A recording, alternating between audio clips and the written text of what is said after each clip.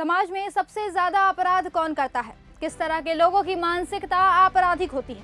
अपराधियों को लेकर पुलिस वालों के मन में क्या रहता है? क्या वो हिरासत में लिए गए आरोपियों के साथ हिंसा को सही मानते हैं? कुछ ऐसे ही सवालों के जवाब ढूंढने के लिए दो संस्थाओं ने मिलकर एक रिपोर्ट तैयार की। इनके नाम है सामाजिक संस्था कॉमन कॉज और शोध संस्था centre for the study of developing society CSDS। ये रिपोर्ट दिल्ली समेत 16 राज्यों में करीब 8,200 पुलिस वालों पर एक सर्वे के आधार पर तैयार की गई है। नाम दिया गया है भारत में पुलिस व्यवस्था की स्थिति रिपोर्ट 2025, पुलिस प्रताड़ना और गैर जवाबदेही। सर्वे में पुलिस वालों से कई तरह के सवाल किए गए, जिसमें से एक सवाल ये भी था कि पुलिस कर्मियों के मुताबिक किस समुदाय या धर्म के लोग स्वाभाविक रूप से ज्यादा अपराध करने के आदी हैं। इस पर उनमें से ज्यादातर का मानना था कि अमीर और ताकतवर लोगों में अपराध की आदत ज्यादा है। इसके बाद मुसलमान, झुग्गी बस्ती में रहने वाले लोग, प्रवासी वगैरह आते हैं।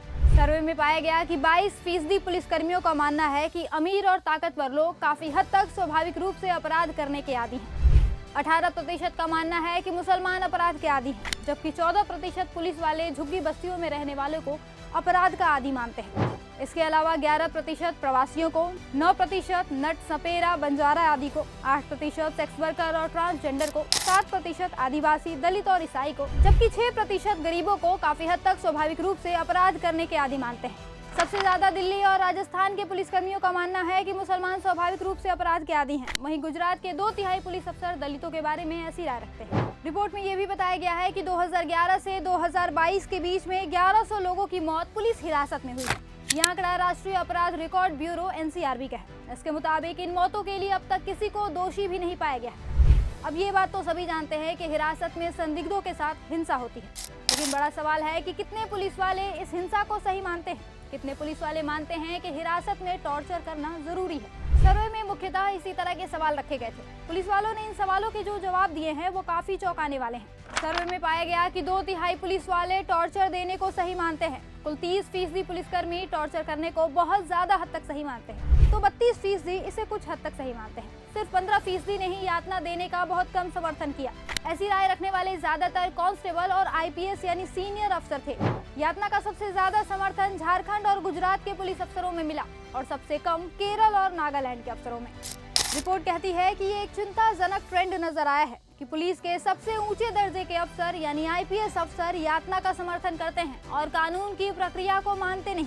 30% अफसरों का ये भी मानना था कि किसी संगीन अपराध को हल करने के लिए 3rd डिग्री टॉर्चर का इस्तेमाल करना सही है। आपको बता दें कि तलवों पर मारना, अंगों पर मिर्ची पाउडर छिड़कना, अभियुक्तों को उल्टा लटकाना जैसे यातना के तरीके 3rd डिग्री टॉर्चर के तहत आते हैं। वहीं 22% पुलिस वालों का मानना है कि खतरनाक अपराधियों को अदालती प्रक्रिया का मौका उपलब्ध कराने से ज्यादा असरदार है उन्हें मार देना या उनका एनकाउंटर कर देना। उनका मानना था कि इससे समाज का भला होगा। रिपोर्ट में यह भी पाया गया कि पुलिस अपने आप को कानून का प्रथम रखवाला मानती है और उन्हें कोर्ट और कानूनी प्रक्रिया अड़चने लगती है। 28% अफसरों का मानना है कि कानूनी प्रक्रिया कमजोर है और अपराध रोकने में धीमी है, जबकि 66% का मानना है कि कानून में खामियां हैं, लेकिन फिर भी उससे अपराध रुकता है। पुलिस वालों के एक तबके का ये भी मानना है कि यौन हिंसा, बच्चियों के अपहरण, चेन छीनने और गो हत्या जैसे अपराध के लिए भीड़ द्वारा संदिग्धों को सजा देना सही है।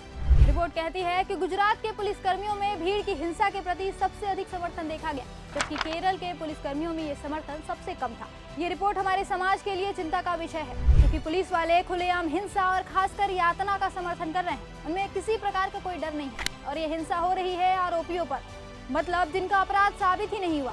इनमें से कुछ दोषी होंगे पर कुछ तो निर्दोष भी हो सकते हैं, लेकिन पावर के नशे में चूर पुलिस वाले ये नहीं देखते। इससे जनता का पुलिस पर से भरोसा उठ रहा है। अगर सरकार ने समय रहते पुलिस वालों के इस रवैये पर कोई एक्शन नहीं लिया तो स्थिति और बिगड़ेगी।